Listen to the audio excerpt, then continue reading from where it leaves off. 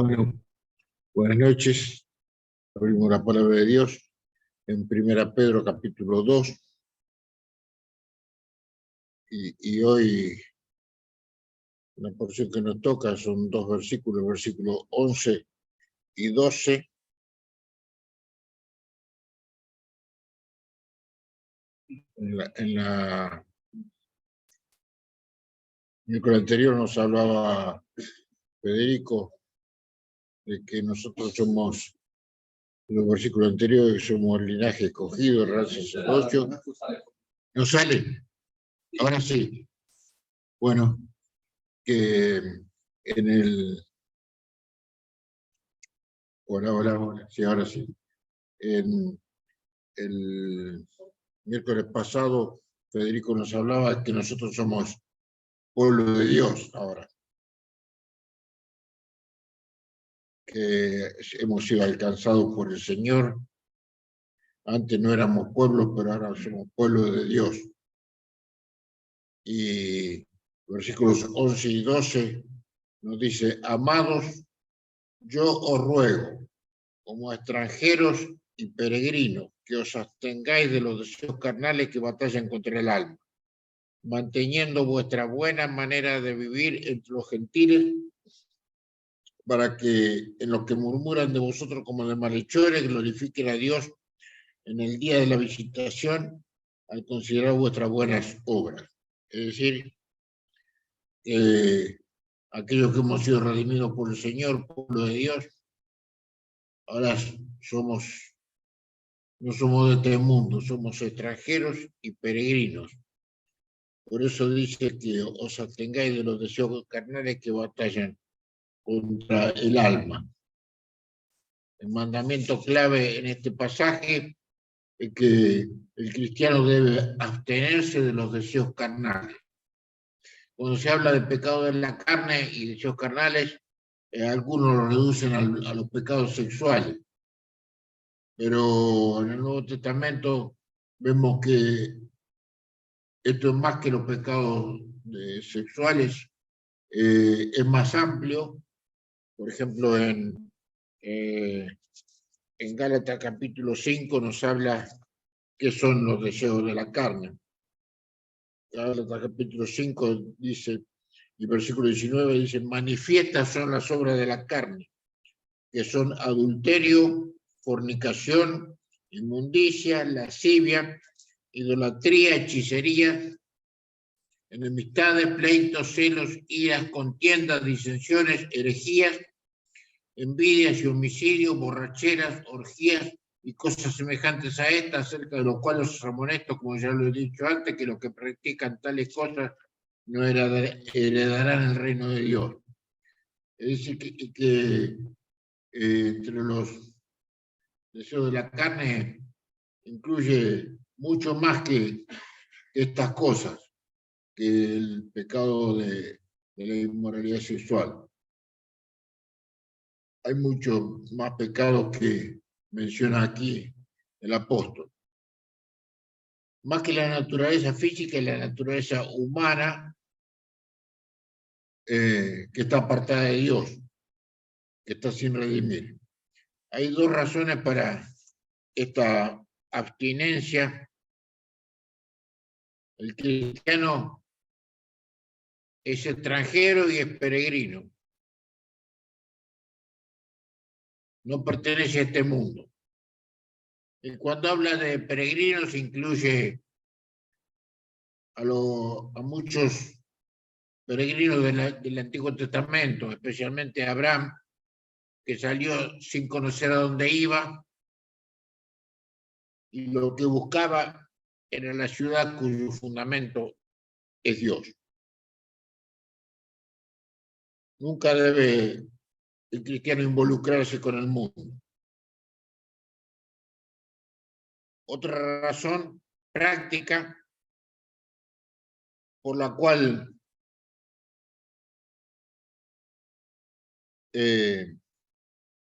nos abstenemos de los deseos carnales es lo que dice el versículo siguiente, el versículo 12: manteniendo vuestra buena manera de vivir entre los gentiles. En los tiempos de la iglesia original, esta demostración era necesaria por la calumnia que los paganos arrojaban contra la iglesia cristiana. Lo acusaban de aborrecer al mundo, porque nosotros hablamos de no amar al mundo ni las cosas del mundo. Es porque el mundo y la iglesia son incompatibles. Y por eso lo acusaban los calumniadores de aborrecer a la humanidad, pero no era así. Aborrecer al mundo es aborrecer las cosas que son del mundo y que nos alejan de Dios. También se los acusaba de ser desleales al César, al rey, porque la gente del mundo decía que, o se hacía llamar el Kyrios, el Señor, era el César, el rey. Pero para los creyentes, el Kyrios, el Señor, era nuestro Señor Jesucristo. Pedro dice que la única manera de refutar esta apreciación era vivir la vida cristiana. Platón, el filósofo, decía de los que hablaban contra él que había una manera de vivir que nadie crea lo que se decía de él, que nadie crea esto. Y lo mismo dice el apóstol Pedro aquí en este pasaje, manteniendo vuestra buena manera de vivir. O sea que los que acusaban a los cristianos no tuvieran oportunidad de acusarlos por su manera de vivir. Como dice Mateo capítulo 5, así alumbre vuestra luz delante de los hombres, para que vean vuestras obras buenas y glorifiquen a vuestro Padre que está en los cielos. Lo sorprendente es que los cristianos derrotaron la calumnia de los paganos con sus vidas, con dar un buen testimonio de sus vidas, vencieron la calumnia de aquellos que decían que eran malhechores. Tuvieron que glorificar a Dios en el día de su visitación. Un calumniador de los cristianos era Celso, que en el siglo III los acusaba. ¿Pero de qué los acusaba? Los acusaba de ignorancia, de estupidez, de superstición, pero nunca de inmoralidad, porque los cristianos se comportaban bien y hacían callar a los enemigos del Señor, manteniendo vuestra buena manera de vivir entre los gentiles. Lo sorprendente es que los cristianos derrotaron la calumnia de aquellos calumniadores, de los paganos, con una buena vida, con su manera de vivir, manteniendo su buena manera de vivir. Y aquí está nuestro desafío y nuestra inspiración en la manera de vivir. Nos pueden calumniar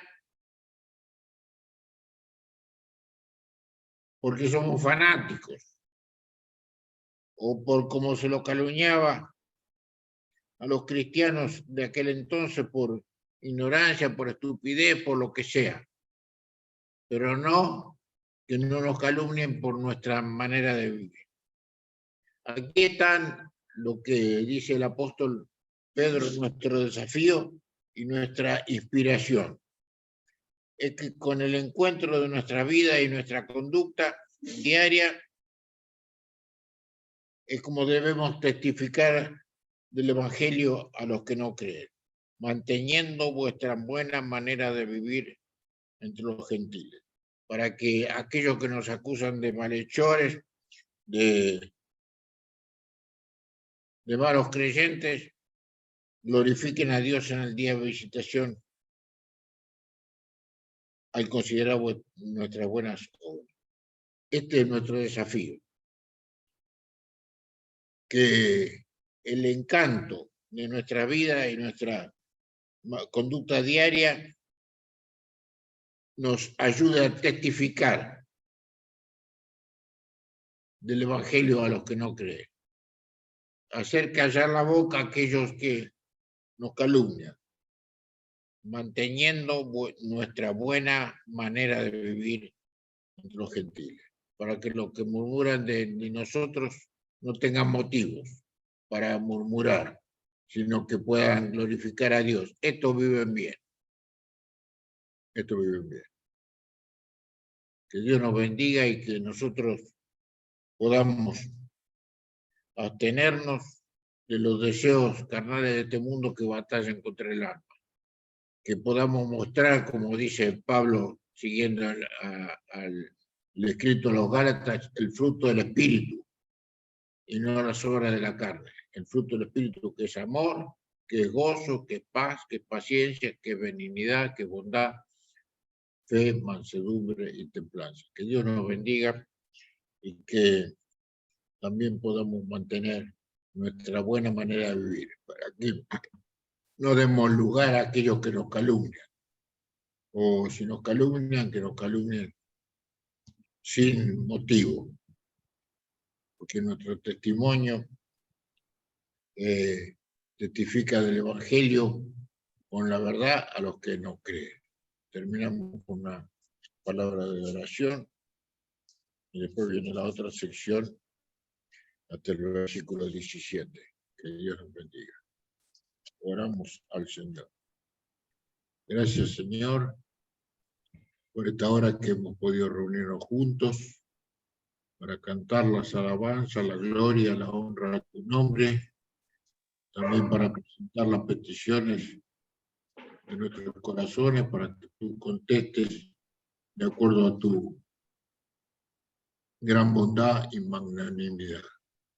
Que tu misericordia se manifieste cada día en respuesta a las débiles oraciones de tus hijos. Te damos gracias por tu palabra, que ella nos habla para que podamos abstenernos de los deseos carnales que batallan contra el alma, manifestando tu obrar en nuestra buena manera de vivir, para que aquellos que, como dice tu palabra, Pedro, aquellos que nos calumnian, no hablan mal de nosotros, no tengan motivos, sino que puedan decir, estos cristianos son buenos, andan en un buen camino. Gracias te damos por tu palabra, por esta palabra que nos pueda enseñar, que podamos aplicarla a cada una de nuestras vidas y que podamos, como hemos leído, mantener nuestra buena manera de vivir delante de ti y delante de los hombres. Te agradecemos por todo y te bendecimos una vez más en el nombre del Señor Jesús. Amén y amén. Amén. Terminamos